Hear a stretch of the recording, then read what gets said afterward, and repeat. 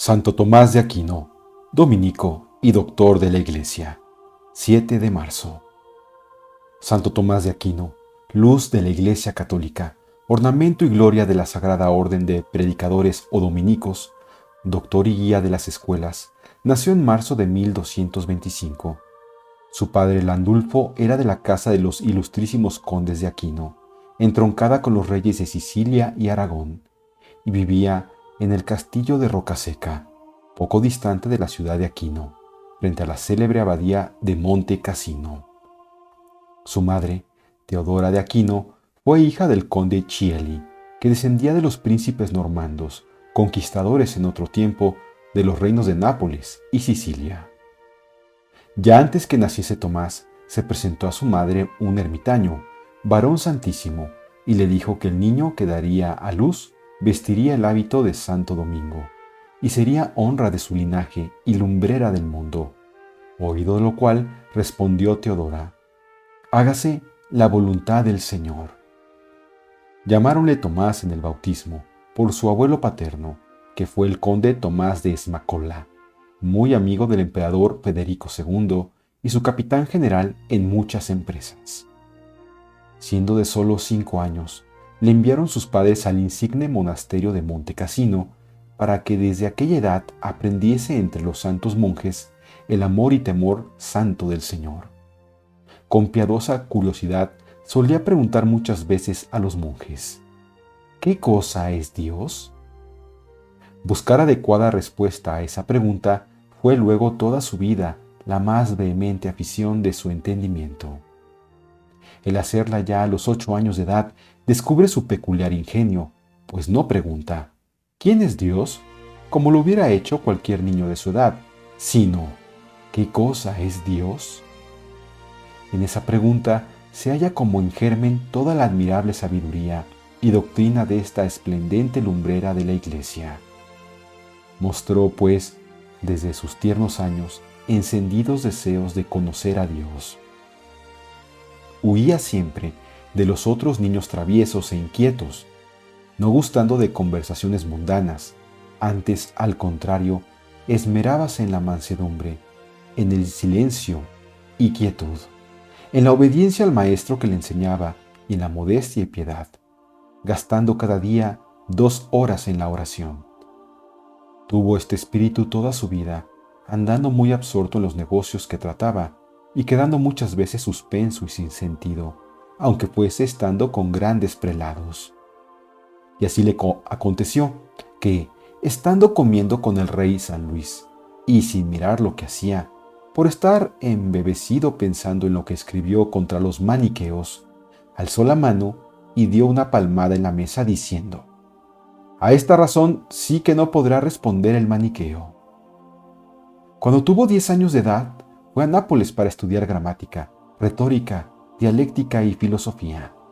Y con el grande y vivo ingenio que tenía, aprendió de tal manera estas disciplinas que dejó muy atrás a todos sus condiscípulos y dio muestras de lo que con el tiempo había de ser.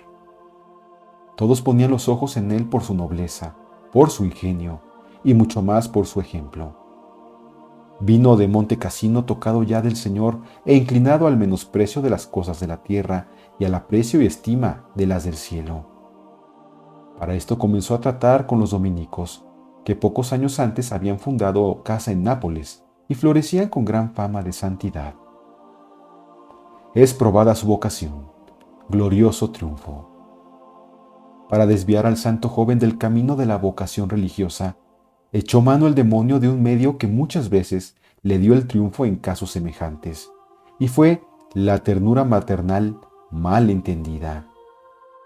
La condesa Teodora fue a Nápoles para despedirse de su amado hijo, pero con la encubierta intención de hacerle mudar de propósito, porque el despecho le hizo olvidar aquella disposición de conformidad a la divina voluntad que anteriormente abrigaba en su corazón respecto de la vocación de Tomás. Temeroso de tales propósitos, el prior hizo salir secretamente para Roma al joven religioso. La madre se determinó a seguirle hasta allí, donde tampoco le halló, porque el prior le había ya enviado a París para que estudiase. Sintiólo por extremo la condesa, y, segura de lograr con la violencia lo que no había podido por la ternura, escribió a sus dos hijos, Landulfo y Arnoldo, que eran soldados valerosos del ejército del emperador Federico II, encargándoles que cogiesen a su hermano Tomás a su paso por los Alpes y por fuerza se lo enviasen. Hicieronlo así, y estando Tomás y sus compañeros descansando a orillas de un arroyuelo, le prendieron y le enviaron a Roca Seca. Desde el mes de septiembre de 1243 quedó prisionero de su madre Teodora, pero supo burlar las ternuras maternales, y allí en su estrecha celda se dio al estudio y oración, cual si estuviese en el convento. Hizo que le llevasen algunos manuscritos, la Biblia y varios tratados de teología, y allí leyó y aprendió toda la Sagrada Escritura, de manera que al salir de la cárcel había ya hecho luz sobre casi todos los puntos oscuros y difíciles de las Sagradas Letras. También se aprendió de memoria las sentencias de Pedro Lombardo y estudió el tratado de los sofismas de Aristóteles. En vano intentó Teodora vencer la resistencia de su santo hijo, encomendando a sus dos hermanas el cuidado de apartarlo del pensamiento de seguir en la religión. Diéronle muchos asaltos y cruel batería, mas él resistió a todos los golpes como una roca firme y deshizo sus mañas y arterías, y aún rindió a su hermana, Marosia, la cual tomó estado de religión en el monasterio benedictino de Capua, del que andando el tiempo fue abadesa con grande ejemplo de santidad. Sus dos hermanos, vueltos ya de la guerra, le apretaron con medios más perniciosos, parecidos a los que solían emplear los emperadores romanos, para vencer la resistencia de las castas doncellas cristianas, porque, pareciéndoles que quedarían vencedores si lograban hacerle perder la preciosa joya de la castidad, le enviaron una mujer hermosa y lasciva, que le trajese a mal con sus halagos y blandas palabras. Pero Tomás, armándose de valor, echó mano de un tizón del fuego que estaba en la chimenea de su aposento, y con él persiguió a aquella mujer perversa, que huyó llena de vergüenza. Satisfecho el santo con el triunfo logrado, con el mismo tizón que tenía en la mano, como victorioso capitán con su espada, hizo en la pared una gran cruz. Quedóse luego dormido como en un suavísimo éxtasis, y viniendo dos ángeles del cielo, le aseguraron que Dios habíale concedido lo que pedía, y le enviaba aquel cíngulo de perpetua castidad. Y diciendo esto, le pusieron en la cintura un cordón, apretándoselo a las carnes tan reciamente y con tan grandes dolores, que despertó dando gritos. Ese cordón se venera en la iglesia de los padres dominicos de Chieri, cerca de la ciudad de Turín, en preciosísimo relicario. Mide casi 1,5 metros de longitud, con 15 nudos equidistantes en una de sus mitades. Es estrecho y aplastado como un cordón de zapato y de color oro mate. En memoria de este hecho, gozan los padres dominicos del privilegio de imponer lo que llaman cordón de Santo Tomás, preciosa salvaguardia de la castidad, principalmente para los jóvenes. Finalmente, después de 1 año de cautiverio, los condes de Aquino hicieron la vista gorda sobre la evasión de su hijo, el cual fue descolgado de noche por una ventana del castillo. Llegado al pie de la fortaleza, montó en uno de los caballos que aguardaban ya ensillados y así, libre para volver a su familia religiosa, partió a toda prisa para el convento de Nápoles. Tenía por entonces 19 años. Discípulo de San Alberto Magno. Después de tan trabajoso noviciado, enviáronle a la ciudad de Colonia para que siguiese los cursos de teología de los años 1244 y 1245, siendo su maestro el sapientísimo doctor Alberto Magno, de la misma orden de Santo Domingo, más tarde obispo de Ratisbona.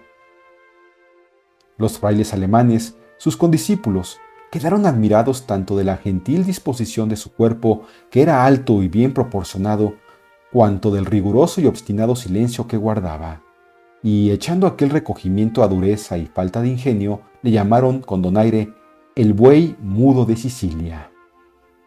Por entonces comentaba Alberto Magno el difícil tratado de San Dionisio sobre los nombres divinos. Uno de los estudiantes, compadeciéndose de Tomás, que a su juicio no entendía aquellas lecciones, se ofreció para repetírselas, pero habiéndose extraviado totalmente en sus explicaciones, el santo acudió en su ayuda, haciendo de maestro y repitiéndole la lección y comentándola con tal ingenio que el compañero quedó maravillado y le suplicó que en adelante trocasen los oficios, haciendo él de alumno y Tomás de repetidor. Consintió en ello el santo mancebo y obligó al otro al secreto. Prometióselo éste, pero no pudo guardarlo, y presto todos tuvieron noticia del raro ingenio del taciturno estudiante. Otro día perdió Tomás la redacción que había escrito sobre un punto dificilísimo. El estudiante que la halló llevóla a Alberto Magno, el cual no bien hubo leído aquel trabajo, quedó a su vez maravillado de la profunda sabiduría de Tomás, y le mandó que al día siguiente tratase ante sus condiscípulos una tesis muy dificultosa. Tratóla el santo admirablemente, desatando las dificultades con tanta soltura y agudeza de ingenio, que Alberto Magno, maravillado, exclamó: ¿A éste le llamáis buey mudo? Pues si vive, dará tales bramidos que se oirán por todo el mundo. Santo Tomás Doctor, sus escritos. Terminados los cursos de teología, le enviaron a París, donde tuvo otra vez por maestro a Alberto Magno, y luego volvió a Colonia, no ya de estudiante, sino de maestro. Allí fue lector y comentador de la Biblia por espacio de 4 años. Escribió por ese tiempo sus tratados del ser y de la esencia, de los principios de la naturaleza, y algunos opúsculos más, que aún en nuestros días honrarían a los metafísicos encanecidos en el estudio de la filosofía. Tenía entonces Tomás 25 años. Por orden de Alberto Magno y de sus superiores, tornó a París, y allí se graduó de bachiller en teología y luego de maestro o doctor, con extraordinaria admiración de toda la escuela. Pasó al convento de Santiago, donde leyó al maestro de las sentencias con grande claridad y sutileza y redactó sus doctos, comentarios a Pedro Lombardo. Escribió luego multitud de obras, las cuales pueden agruparse en 3 categorías: obras de polémica, de apologética y de exégesis. En las obras polémicas sale al encuentro de Guillermo de Saint-Amour, que escribió contra las órdenes de Santo Domingo y San Francisco. Deshace los errores de los Fraticelli, estableciendo que el Evangelio de Jesucristo es definitivo y el estado actual de la Iglesia, preparación inmediata y completa para la gloria del cielo. Al grupo de obras apologéticas destinadas a refutar los errores de los paganos, maometanos y cismáticos, pertenecen los 4 libros de la Suma contra los Gentiles, que es como un prefacio incomparable de la Suma teológica. Entre las obras exegéticas merece especial mención la famosa Cadena de Oro, que es una joya de ciencia bíblica y piedad, cuyos innumerables anillos, formados con los más hermosos textos de los santos padres y otros escritores eclesiásticos, arrojan luz sobre los 4 evangelios y las epístolas de San Pablo. Urbano IV determinó extender a toda la Iglesia la hermosa fiesta del Corpus y encargó el oficio correspondiente a Santo Tomás, el cual, juntando de modo maravilloso el ingenio artístico al teológico, escribió un oficio admirable y sin par, en el que las figuras del Antiguo Testamento y las realidades del Nuevo se hallan como engastadas en forma sencilla pero solemnísima, irradiando devoción, fuerza y refulgente luz de doctrina, porque, aún orando, Santo Tomás esparce lumbre de doctor y divinas enseñanzas. A propósito de este oficio, cuéntase una edificante anécdota. Dícese que el Papa confió el mismo trabajo a otro doctor no menos ilustre, el franciscano San Buenaventura. Los 2 religiosos se presentaron juntos ante Urbano IV, llevando los manuscritos, y mientras Fray Tomás leía el suyo, Fray Buenaventura, maravillado de lo que oía y tan lleno de humildad como de admiración, iba rompiendo su trabajo con disimulo. Pero la obra maestra de Santo Tomás es su inmortal Suma Teológica, que viene a ser una exposición científica del cristianismo y un vasto compendio de toda la teología. La Suma Teológica, dice el padre Ráulica, es la más grande obra salida de manos de hombre, porque la Sagrada Escritura salió de manos de Dios. Jamás teólogo alguno se elevó tanto, pero nunca tampoco filósofo alguno permaneció más constante en lo verdadero, ni se mostró más grande, más luminoso, ni más firme. La sabiduría de Santo Tomás fue tan esclarecida, soberana y divina que causa honda admiración a todos los grandes ingenios. No hay extremo en la teología y filosofía tan dificultoso que no lo allane, tan oscuro que no lo aclare, tan recóndito que no lo descubra, tratándolo con brevedad tan precisa que en pocos renglones dice, en sustancia, lo que otros doctores escribieron en muchos. De aquí es que todos los santos y sabios católicos la alaban y ensalzan como columna inexpugnable de la Iglesia. Juan XXII, que le canonizó, dijo que no necesitaba milagros para canonizarle, porque había hecho tantos cuantas cuestiones había escrito. Y Pío V dice que este santo doctor ha alumbrado a la Iglesia y destruido infinitas herejías, y que las que después de él han nacido, como el protestantismo, se han desbaratado y vencido con la luz y fuerza de su doctrina. El Concilio de Trento dio grande autoridad a dicha doctrina, siguiéndola en sus cánones y definiciones. León XIII quiso poner dique a los funestos errores del pensamiento moderno y para lograrlo no vio mejor medio que restaurar la doctrina de Santo Tomás, ponderando su necesidad. En estudios teológicos es maestro en grado sumo. En sus escritos, como en otras tantas aromosas flores, libaron las mieles de sus mejores ideas y sana doctrina cuantos teólogos escribieron después del angélico doctor, y en cambio hanse extraviado del camino de la verdad o han sido sospechosos de ella cuantos de él se han querido apartar. Santo Tomás es no el honor de un siglo, sino de todos los siglos, no el orgullo de una raza, sino de todas las razas. Pertenece a la humanidad entera. El hombre y el santo. Fue Santo Tomás alto de cuerpo y de complexión gruesa y abultada, hermoso de rostro y de color trigueño, de buenas fuerzas antes que las gastase con las grandes penitencias y muchos trabajos. Tenía la cabeza grande, la frente redonda y algo calva, y muchas veces padecía recios dolores de estómago. Por tener una fístula en la pierna, solía caminar en un macho. Estaba dotado de un espíritu tan amplio y profundo que, además de entregarse a una vida de continua oración y meditación, ahondaba los más arduos problemas filosóficos y teológicos, iluminados por la luz de su clara inteligencia. Pero su raro ingenio, en materias de por sí tan arduas y dificultosas, no fue únicamente don de la naturaleza. Antes tuvo su origen en un principio muy superior y de orden sobrenatural. Santo Tomás es, a la verdad, doctor angélico. Fue angélico por su pureza. Ya sabemos cuánto tuvo que pelear para guardarla. Es creencia general que conservó lozana toda la vida la azucena de su virginidad. Y a juzgar por los testimonios presentados en el proceso de su canonización, la confesión general que hizo antes de morir fue semejante a la que haría un niño de 5 años, porque nunca cometió un solo pecado mortal. Dice un testigo que parecía que la virginal inocencia de Santo Tomás se pegaba a cuantos le miraban y trataban, y otro depuso que le había bastado encomendarse al santo para verse libre de graves tentaciones. También merece el dictado de angélico con lo que le ha honrado la Iglesia, porque recibió del mismo Dios, como de fuente divina y purísima, la sabiduría y la ciencia de los ángeles. Y así, son sus obras más de entendimiento que de argumentación, más de intuición que de raciocinio. Es en suma más ángel que hombre. Si hallaba dificultades en algún paso, acogíase a la oración, que hacía ante el altar con muchas lágrimas, y luego volvía a su celda y proseguía sin dificultad sus escritos sublimes.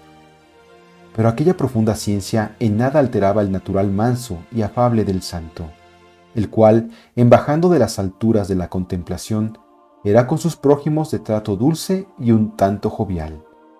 Sus corteses modales descubrían la nobleza de su linaje, pero en todo su porte exterior mostrábase digno y reservado, evitando las relaciones con los de fuera, las palabras ociosas y el entremeterse en negocios temporales sin necesidad.